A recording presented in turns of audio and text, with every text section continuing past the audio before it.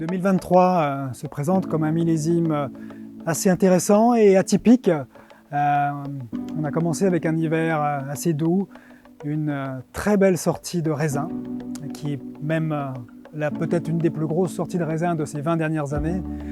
Une climatologie un petit peu capricieuse qui s'est très bien passée donc, pendant la période de floraison, donc, qui a permis donc, de confirmer ce potentiel de récolte élevé en blanc comme en rouge.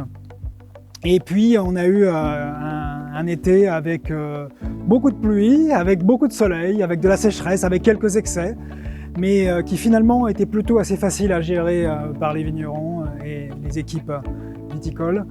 Et c'est un millésime où l'aspect rendement est très important, bien sûr pour les blancs, mais encore plus pour les pinots noirs cette année, où il a fallu domestiquer la vigne, essayer de maîtriser les rendements dans la mesure du possible, parce que voilà, c'est une année très généreuse, et pour avoir une concentration intéressante, notamment sur les rouges, il fallait enlever du raisin, ce qui était chose qu'on ne faisait plus depuis quelques années.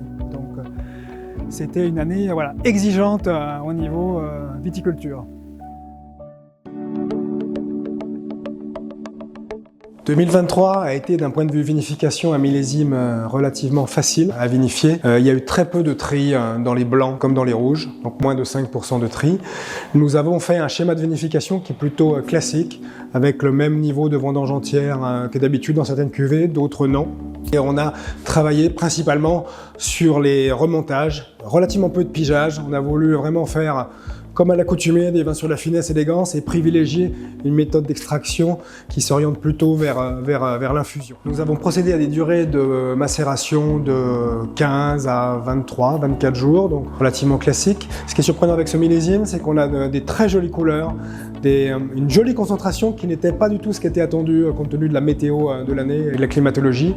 Les vins à présent ont été décuvés et reposent en tonneaux pour commencer un long élevage de 12 à 16 mois.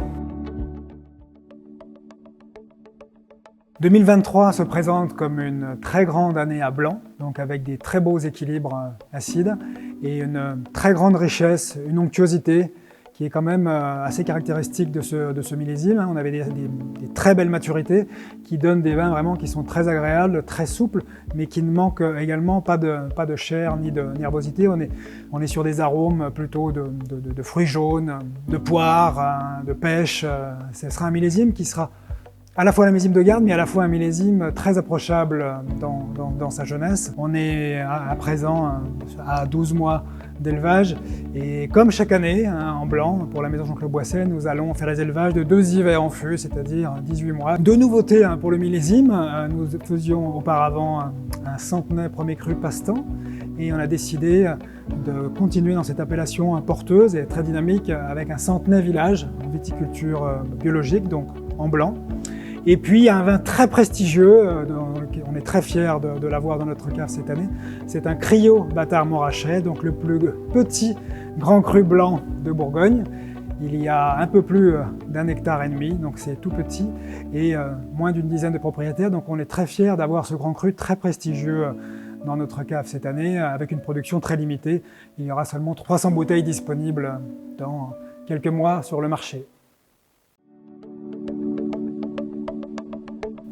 2023 est en rouge en Bourgogne, un millésime avec une belle surprise, j'ai envie de dire. On ne s'attendait pas à un niveau qualitatif aussi intéressant. C'est un millésime qui est moins concentré que les 2022, mais qui montre un caractère fruité très important, mais qui reste quand même beaucoup plus corpulent que les 2021, par exemple. Donc les 2023 sera un millésime accessible, relativement jeune, mais qui démontre un potentiel de garde qui sera quand même supérieur, je pense, à 2021. Donc au niveau aromatique, si on est quand même sur des fruits classiques de pinot noir bourguignon, des fruits rouges,